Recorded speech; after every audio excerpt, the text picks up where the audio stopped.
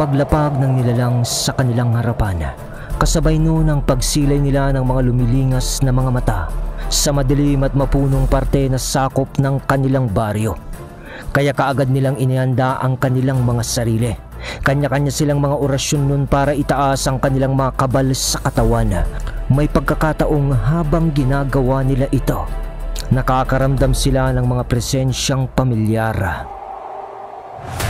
Mga kabagis, umpisahan ng pagganahin ang ating mga imahinasyon sa paki ng subscribe button.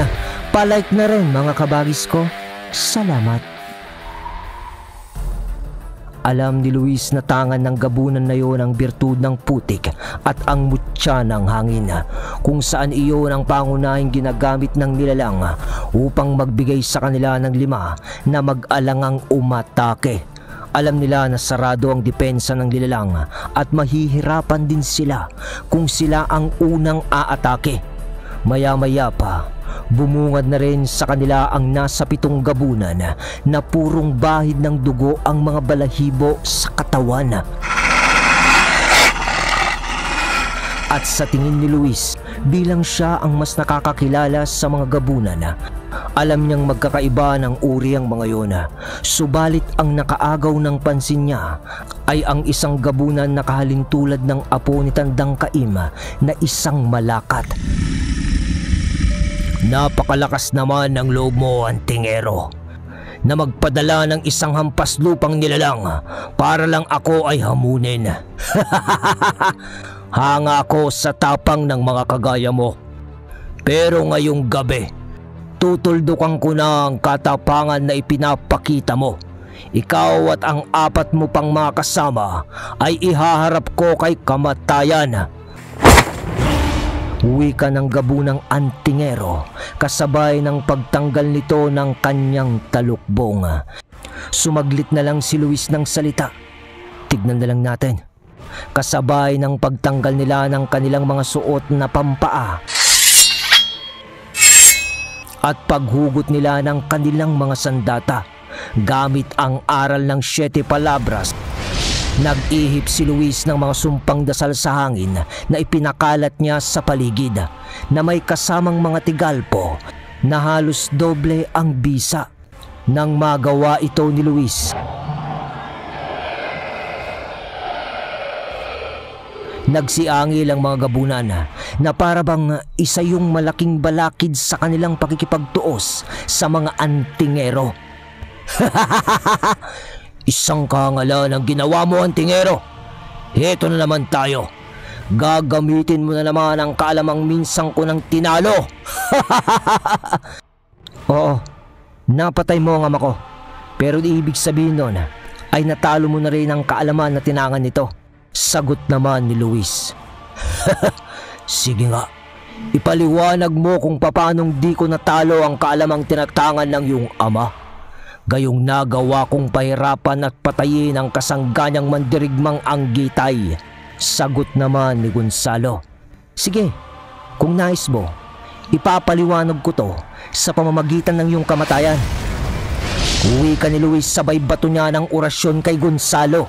Dahil sa ginawa ni Luis, napaatras ng bahagya si Gonzalo nang tamaan ng orasyon ni Luis. Kaya naman sinenyasan ni Gonzalo na umatake na kay Luis ang mga kasamahan nitong gabunan. Kaya ang agad na ginawa ni Ambo ay inilapat sa lupa ang kanyang mga kamay upang tumawag ng mga baging. Ngunit bawat baging na pumulupot sa mga gabunang yun ay nagkakalasog-lasog dahil sa lakas ng mga nilalang. Kaya ang mga baging niyang tinawag ay kanyang inipon at ginawa niyang latigo, habang nasa dulo nun ang talibong na kanyang tangan. Napakabilis ng mga nilalang na yun, kaya halos di magawang hagipin ng latigo ni Ambo para masugatan ang mga ito. Si Pilo naman nun, gamit ang mutya ng buhay na bato, halos magparehas ang kabal niya sa kunat ng balat ng mga gabunan. Bawat kalmot sa kanya ng mga ito ay walang epekto dahil sa malabato niyang kabal sa katawan. Pero ang suntok niya sa mga ito ay halos yanigi ng kanilang katawan, kaya napapagulong ang bawat tamaan niyang gabunan. Nakikipagsabayan siya nun sa mga ito upang sa ganoon ay makaganti siya sa bawat atake ng gabunan sa kanya. Subalit agad ding nakakabangon ang mga yun na para bang walang nangyari at muling sumusugod sa kanya. Sa panig naman ni Tiburcio, halos magpalingalinga ang kanyang mga kalaban sa paligid dahil kung saan-saan siya lumilitaw. Kapag lumitaw siya nun sa likod ng kanyang kalaban, agad niya yung tinataga gamit ang sundang. At sa bawat sugat na kanyang naibibigay sa mga ito, meron siyang ibinabato doon na isang dagta kung saan agaran yung nagliliyab sa oras na lumapat sa katawan ng aswang na siya namang nagpapaatungal sa mga yun. Ngunit di pa rin yun sapat para mapabagsak niya ang mga ito dahil sa mabilisang paghilom ng sugat ng mga gabunang iyon. Sa bawat kalaban naman na gabunan ni Leandro ay nagtatamo ng malalalim na sugat ang mga ito dahil sa bawat kalmot nila kay Leandro ay tumatagos lang yun sa kanyang katawan at tsaka naman yun hahatawin ni Leandro ng kanyang talibong. Sa sitwasyon naman ni Luis, gamit ang karmona at ang sungay ng anggitay, gumugulong at napapasubsob sa lupa ang lahat ng sumasalubong sa kanyang gabunan. Makatayo man yun ay halos iika-ika na dahil sa mga pinsala ng mga ito na mahirap paghilumin. Habang nakikipaglaban siya noon, inuusal niya ang ika-4 na orasyon ng 7 palabras. At nang magkaroon siya ng pagkakataon, agad niya yung inihip sa hangin matapos niya yung gawin. Animoy, may mga kung anong bagay ang pumigil sa bawat gabunang kanilang kalaban sa paggalaw. Dahilan upang magawa nila yung pagtatagpasin na ang mga ulo hanggang sa ang matira na lamang ay si Gonzalo na nagmamasid lamang sa naging labanan. Pagkaubos ng mga kasamahan nito, nanggigil at nanlisik ang mga mata nitong nakatingin sa kanilang 5 na humahangos dahil sa pagod.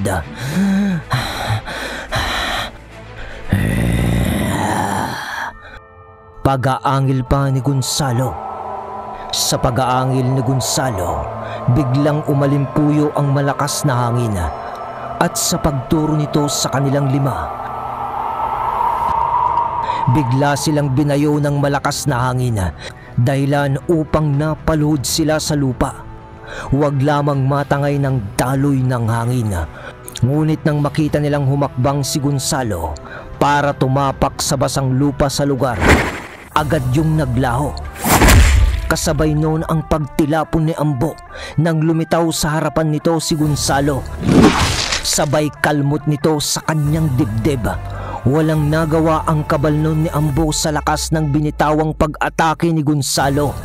Nagtamo ng malalim na sugat noon si Ambo na labis naman niyang ininda ng husto.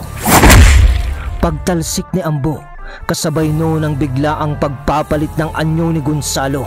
Yung kapa nito sa likod ay biglang nabiyak at naging malalapad na pakpak na parang paniki. Bumakat sa buong katawan nito ang kanyang mga ugat. Kasunod doon ang pagtabon ng malalagong balahibo. Lumapad ang mga balikat at nagsiusbunga ng mga kalamnan sa katawan. At ang muka nito ay naging kamuka ng isang paniki. Humaba ang mga tenga at nagkaroon ito ng mahabang pangil. Nagkaroon din iyon ng malakabayong paa at nagkaroon din siya ng isang mahabang buntot na parang sa daga. Sa tanang buhay ni Luis at ng kanyang mga kasama, noon pa lang sila nakakita ng ganoong klase ng gabunan. Nang gunitain ni Luis ang sinabi sa kanya noon ng kanyang ama, doon niya pa lamang nakilala ang gabunang nasa harapan nila. At isa yung Gamigin, isa itong makapangyarihang nilalang na ayon sa paliwanag ng kanyang ama mula sa kanyang lolo. Ang ganoong klase ng gabunan ay sinasalinan na ng iba't ibang klase ng dugo ng mga aswang pagkasilang pa lamang nito. Bilang panibagong gabunan sa angkan nito, kabilang na doon ang dugo ng manananggal, wakwak, sigbin at dugo mula sa orihinal nitong pinagmulang angkang gabunan. At ang pinakamahalaga sa lahat ay ang dugo ng isang antingero, kung saan yun ang nagbibigay sa anak o apo ng mga bertudes upang magkaroon ito ng kakayanang magtangan ng gamit na nasa panig ng kanan. Sinasabi din na kapag nagawa na ang ganoong klase ng ritual sa isang sanggol na gabunan, papatayin na ng mga bertudes ang ama o ina ng sanggol. Kapag ang ina ng gabunan at ang ama ang nasa lahi ng mga bertudes, papatayin ang ama ng sanggol ang asawa nito bilang pagtupad sa ritual. Sa ayaw at hindi ng gabunan, mamamatay siya sa kamay ng mga bertudes. At ang pinakamatanda sa angkan ng mga bertudes ang papalitan ng sanggol bilang bagong pinuno. Sanggol pa lang ay ibabaon na sa katawan nito ang mga mutya na tangan ng pinakamatandang bertudes na magiging dahilan ng kamatayan nito. Habang lumalaki naman ang sanggol na yun, magiging marahas ito at magiging sabik ito sa dugo ng mga antingero. Nang malaman ito ni Leandro, di sila nagpatinag. Buong tapang pa rin silang humarap sa gabunang iyon at maging si Luis ay ganoon din. At dahil sa sitwasyon ni Ambo, di na nila napigilan ang galit nila kay Gonzalo. Kahit na umalimpuyo ang malakas na hangin noon, buong tapang silang sumugod kay Gonzalo. "Si Rapina!" sigaw ni Luis. "Oo, Luis," tugon sa kanyang isipan nito. Pagkasigaw na pagkasigaw nun ni Luis, kumilos ito. Buong lakas niyang sinaksak si Gonzalo gamit ang sungay ng anggitay. Kasabay noon ang panandali ang pagsuwag dito ni Serapina. Tumilapon nun si Gonzalo, ngunit agad ding nakabawi ng balanse at kaagad na lumipad papaitaas na wala man lang galos sa katawan. Sa mabilis na patak ng segundo, bumulusok si Gonzalo para atakihin si Pilo. Pagbulusok nito papunta kay Pilo, isang malakas na tadyak ang ibinigay nito sa antingero na halos ikayanig ng buong katawan ni Pilo. Bagaman tangan niya noon ang kabalang mutya ng buhay na bato, di yun naging sapat para pigilan ang lakas ng ataking yun ng may basbas ng tatlong klase ng mutya.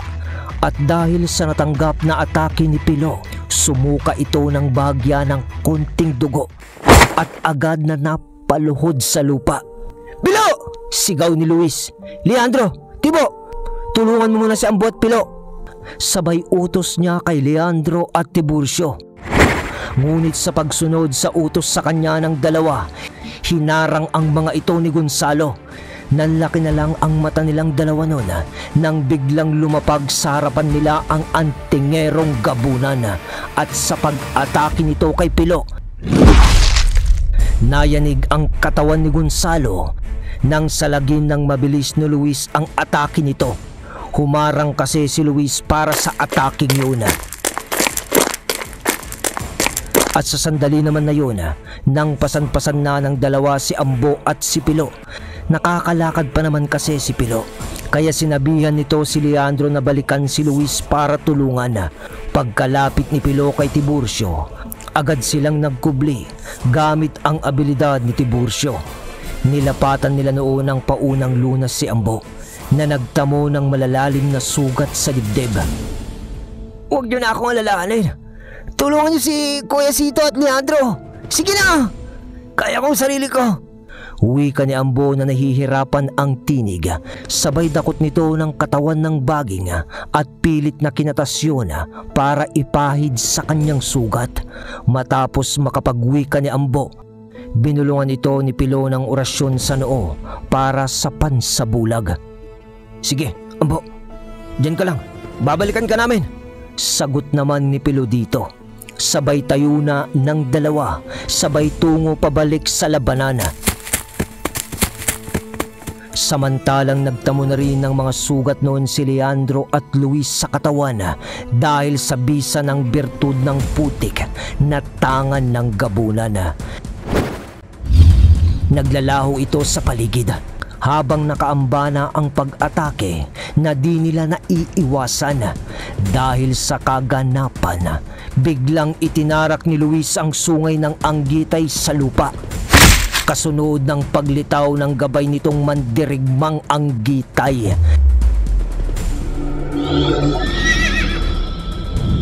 Kaya't sa pag-ataking muli ng gabunan, nagawang sanggahin yun ni Luis gamit ang sungay na muli niyang binunot pagkalitaw ni Serafina. Ibinalot niya sa orasyon ng 7 palabras ang sungay na yun at balak niya sanang isaksak ng buong lakas yun kay Gonzalo. Ngunit bigla itong naglaho sa paligid. Kasunod ng pagkarinig nila ng isang sigaw. Sigaw na nagmumula sa pinagkukublian ni Ambo. Ngunit nang tutunguin sana nila ang lugar, biglang lumabas mula sa dilim si Gonzalo habang nakatarak sa dibdib ni Ambo ang matatalas nitong kuko. Wala na. Wala nang buhay na binitiwan noon ni Gonzalo si Ambo. Sabay dila pa nito sa kanyang mga kuko na nababalot ng malalapot na dugo.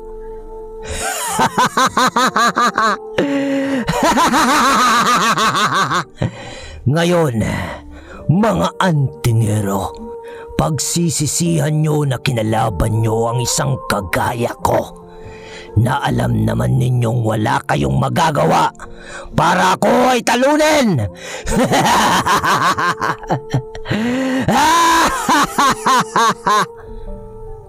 Dalawa na ang nawala sa inyo. Kaya kung ako sa inyo, isusuko ko na ang lahat ng inyong tinatangan at baka dunay buhayin ko pa kayo. Wika ni Gonzalo. Kung isusuko namin ang lahat ng aming kaalaman, para na rin naming tinalikuran ang Diyos na aming pinaglilingkuran. Tugon naman ni Luis. Pagkasabi niya noon,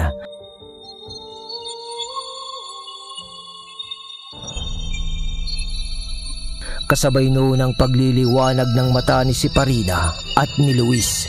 Binanggit din niya noon ang mga orasyon ng 7 palabras.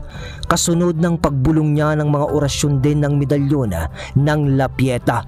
Sabay wika niya sa mga kasama niya ng, "Leandro, Tiburcio, alalayan niyo lang ako. Haharapin ko na mag-isang demonyong yan.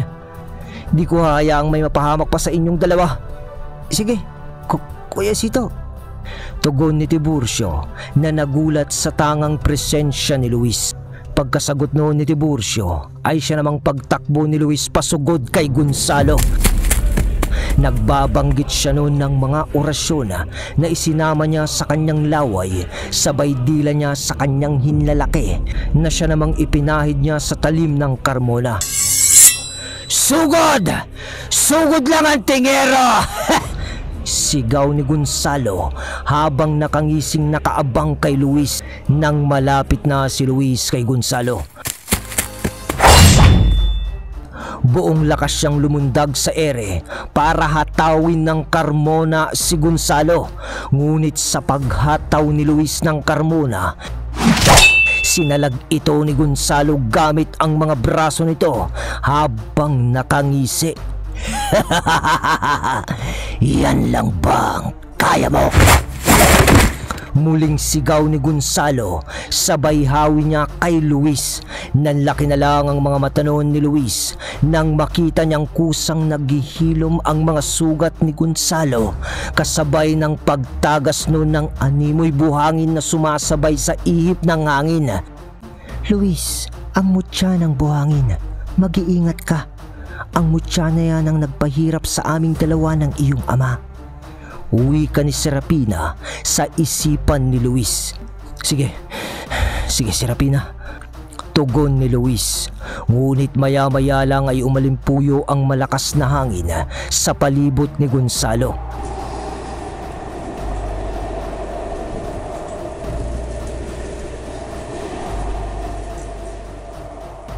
Na may kasamang buhangin na nagmistulang maliit na ipo-ipo sa palibot ni Gonzalo, at nang humakbang ito, bigla na lang naglaho ito sa paligid.